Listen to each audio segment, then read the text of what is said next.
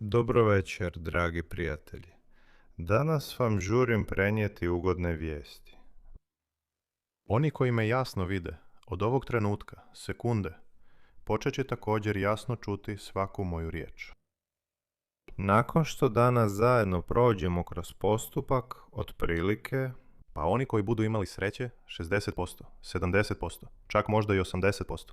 nakon ovog današnjeg postupka koji ćemo zajedno napraviti, počet ćete bolje čuti. Ako ste čuli neku buku, tuđe pištanje ili škripu, također kod 50%. Ona će se smanjiti kod 50% pretplatnika. Ali veća je vjerojatnost pozitivnog rezultata ako ste se pretplatili, dali par lajkova kao i obično i ostavili pozitivan komentar. I naravno, još i svom prijatelju. Prijateljima nagluhima. Onima koji loše čuju ili naprotiv, onima koji dobro čuju. Za prevenciju ste poslali ovaj video. Što mislite? Što je prikazano na ovoj slici? To je vaše uho. Zamislite svoje uho. Ono što imate izvana, to je ovo ovdje. Hajdemo zaroniti unutra u vaš slušni kanal. Uronimo dublje. Što se tamo nalazi? Evo, sada ulazimo unutra. Prvo na što nailazimo na našem putu je bubnjić. Dobro, zapravo ispada da imate 3 uha, ako netko nije znao. Ne 2, ova ovdje. To je samo ušna školjka. A uho imate 3 sa svake strane. Imate vanjsko, srednje i unutarnje uho, ako netko nije znao. Prosječna osoba ima ukupno 6 ušiju. Plus ušna školjka postoji zasebno. Dakle, vanjski slušni kanal. Prvo što susreće zvučni val. To je kao med. Sada moje riječi ulaze u vaše uši, u obliku zvučnog vala, titranja zvuka. Prvo što ih dočeka na putu s mojim slatkozvučnim informacijama je vaš bubnjić. Na putu do mog glasa naišla je na prepreku. Ona je zavibrirala i dalje se prenijela. Cijeli proces se sada prenio na srednje uho, gdje se nalaze vaše 3 najmanje kosti u tijelu. Jeste li znali da imate čekić? Imate i nakovanj, a imate i stremen u svom tijelu. Vidite? Tko bi rekao što sve imate u sebi? Kakvog svega? I ovdje u srednje uho ulazi ili izlazi, povezuje se s vašim nosnim dijelom ždrijelom. Ta slušna cijev zove se Eustahijeva cijev. Znači nemate samo jednu rupicu ovdje, vidite. Postoji još jedna koja ide ravno iz nosa u uho, u srednje uho. Zašto je potrebno izjednačiti tlak?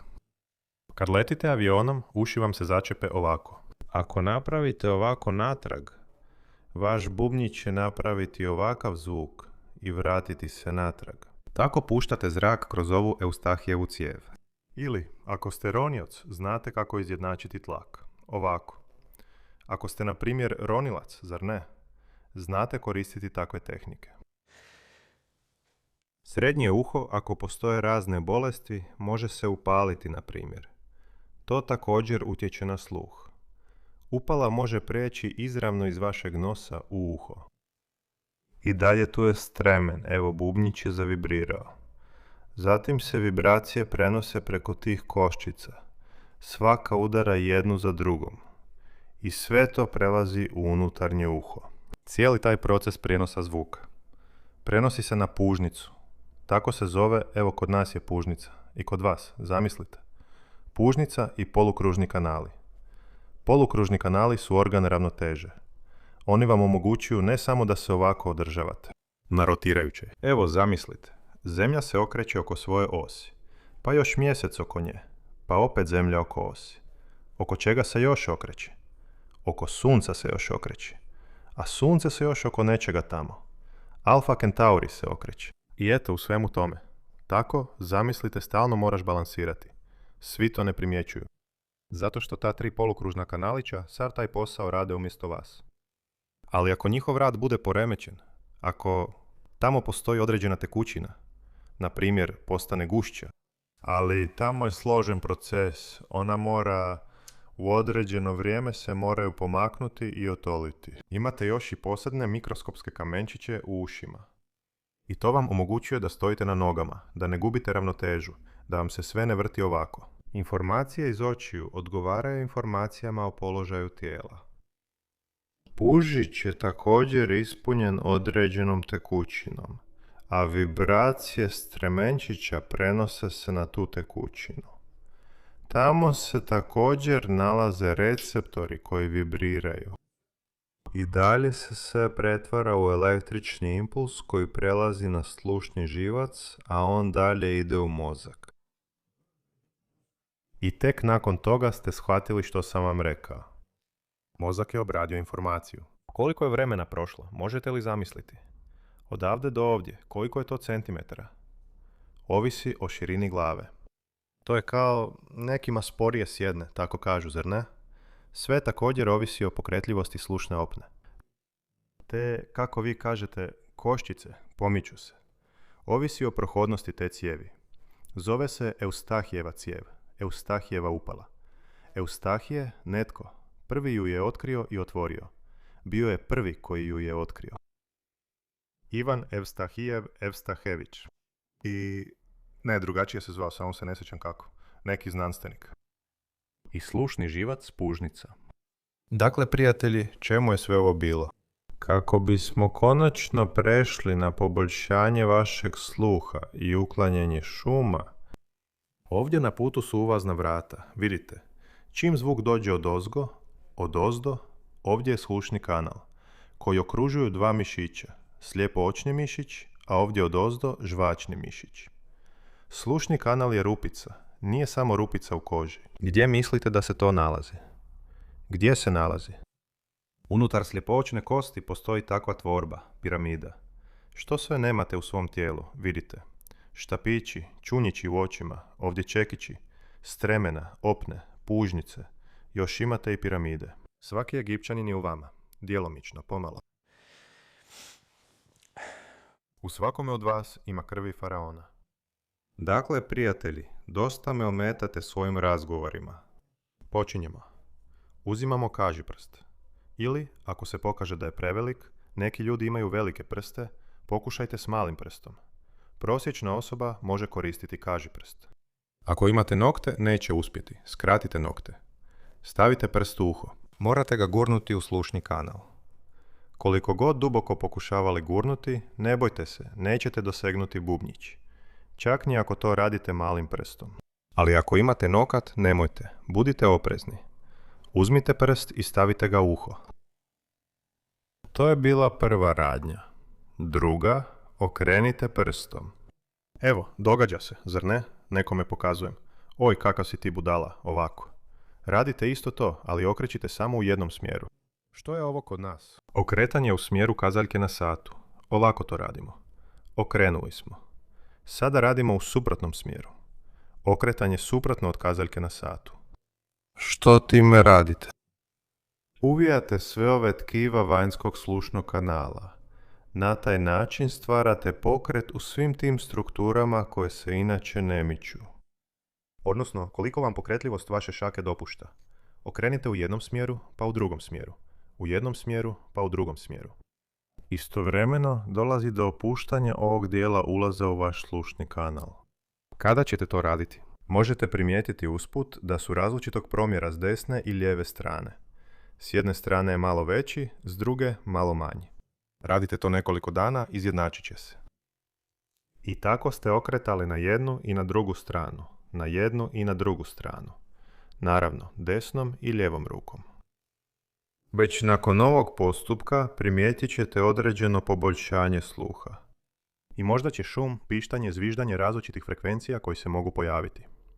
Također, ako postoji želja, o tome možemo detaljnije razgovarati sljedeći put.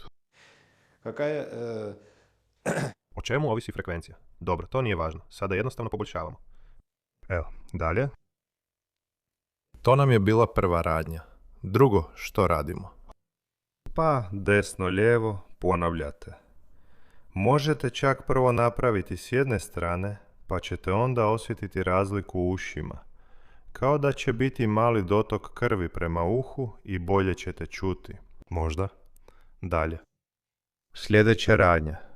Evo, uzeli smo, opet stavili prste u uho. Evo nam je druga ruka, ona nam je Vidite, netko se ovdje zbunio. Evo je ovdje. Ova desna je ispala lijeva. Uhvatio sam se iznad uha za kožu. Pritisnuo da ne pritiskam samo kožu, nego i mišić. I što sada radim? Pritiskam ovim prstom prema dolje, a kožu i mišić vučem u suprotnom smjeru, ovdje prema gore. Kao da zatežem, rastežem ovo tkivo u suprotnim smjerovima. Zategnem, opustim. Zategnem ta tkiva, dođem do osjećaja malog otpora, zadržim tamo i malo opustim. Još jednom, zategnem, zadržim i malo opustim. Još jednom. Znači ovako. Vidite, takav je moj pokret u različitim smjerovima. Ovdje. Ali amplituda neće biti baš velika. Evo, zategnuo sam, opustio. Dalje, ovo nam je bio prvi kut, ovdje smo povlačili za sljepočno mišić. Pa uho smo kao povlačili, ovdje prema dolje, na suprotnu stranu. Tijekom izvođenja ovih vježbi možete osjetiti dotok krvi, ne prema ušnoj školjci ovdje, nego baš kao da se poboljšava opskrba krvlju samog uha. To je normalno, to je dobro. Pa sami razumijete, dobro je. Osjećaji trebaju biti dobri, ugodni, ne smije biti boli. Ako vas negdje boli, to znači da je nešto tamo upaljeno. Idite, liječite upalu, nemojte ovo raditi. Dalje. Ovdje već gledajte, ona ruka kojom sam radio na sljepočnom mišiću, sada sam je stavio u uho, a ovu drugu ruku stavio sam ispod jagodičnog luka, ovdje na područje žvačnog mišića. Stavio sam to ovdje. I isto tako povlačim ih u suprotnim smjerovima. Također radim pokret niz mišić kao da sam ga zakačio i povlačim prema dolje. A uho, znači ne samo ušnu školjku, treba malo dublje od ulaza u ušnu školjku gurnuti da bi se cijeli slušni kanal, ovaj vanjski, povukao prema gore. Znači time uklanjate sve te prirasvice, sve ograničivače pokretljivosti koji su se pojavili tijekom vašeg dugog života. Prekrasno. Povlačimo u različite strane. Povukli smo, opustili. Povukli, opustili. Povukli, opustili. Sljedeća radnja još, što nam je ostalo. Ovo nam je bio sjeverni i južni smjer. Ostao je istočni i zapadni. Da, kako se kaže, ovdje što, ovdje kako god. Također stavite možda palac, kome stane, kako vam odgovara. Ovdje ste stavili prste prvo ispod ovog jagodičnog luka. Također povukli u različite strane. Uho u jednu stranu, tkivo u drugu stranu pomičete. Zatim na samu jagodičnu kost i iznad nje. Ali trudite se upravo u suprotnim smjerovima. Malo mijenjati kut, znači ovdje ovako, ovdje ovako, ovdje ovako. U različitim smjerovima. Povucite. To nam je bio još jedan smjer. I preostali, posljednji. Napokon. Ovo je područje ovdje, iza uha, područje mastoidnog nastavka. Što ovdje radimo? Opet ste stavili prst u uho, da. Ovdje već, iza uha, stavili ste svoje prste, također kao ispod kože. Znači vi zapravo pomičete kožu ovdje, ali zajedno s kožom i tkiva koja se nalaze ispod nje. Fascije, razni mišići ako vam se nađu na putu. To isto povlačimo ovdje u različite smjerove. Uho u jednom smjeru, fasciju i kožu u drugom smjeru. Znači ovako ste također rastegnuli. Nakon ovih manipulacija napravite test. Jedno uho zatvorite, poslušajte. Zatvorite drugo uho. I primijetit ćete da se sluh već promijenio. Čak i ja to sada osjećam. U početku se mogu privremeno poboljšati, ali ako to radite neko vrijeme, poboljšanje će biti stabilno, a također i šum, ako je postojao, također nestaje. I posljednji utjecaj. Gledajte, ponovno stavljamo prst u uho i sada isto to radimo. Povlačit ćemo, ali ćemo to raditi, evo, po sternokleidomastoidnom mišiću. Prsti kako vam odgovara. Možete ovako, možete onako. Znači, vaš zadatak je jednostavno kao da gladite taj sternokleidomastoidni mišić ovdje prema dolje. Malo, ništa strašno. Ako malo skrenete u stranu, znači po području sternokleidomastoidnog mišića, a prstom vučemo u suprotnom smjeru u isto vrijeme. Vučemo u različite strane. Kome palac može stati? Eto, nije baš da stane naravno, ali drugima nije baš zgodno. Ali nekako ćete naučiti. Evo, vučete u različite strane. Prst ovdje, ruka dolje. Po sternokleidomastoidnom mišiću. Pa što, prijatelji, čestitam. Napokon ćete čuti neke pametne riječi koje ću vam govoriti. Ništa vam više neće proći mimo ušiju. Također, što vam želim reći, Na drugo uho također treba napraviti isto. to ćete odmah sami shvatiti zrcalno. Preokrenite video zrcalno i pogledajte u ogledalo. Shvatili ste? Bez šale, ovdje je tema ozbiljna. Pa što kažete, prijatelji? Ovaj utjecaj omogućuje poboljšanje sluha. Također omogućuje uklanjanje šuma, a također poboljšava protok krvi prema uhu. U nekim slučajevima pomaže kod vrtoglavice koja je povezana s poremećajem funkcije ovih polukružnih kanalića. Ali postoje i drugi uzroci. Dakle, ne ustručavajte se pohvaliti svojim rezultatima u komentarima. Kakvi su vaši rezultati? Zanima me kod kolikog postotka ljudi, gledatelja, se poboljšalo stanje sluha. A što reći ostalima? Do novih emisija, vidimo se. I pomažemo roditeljima, bavimo se sportom.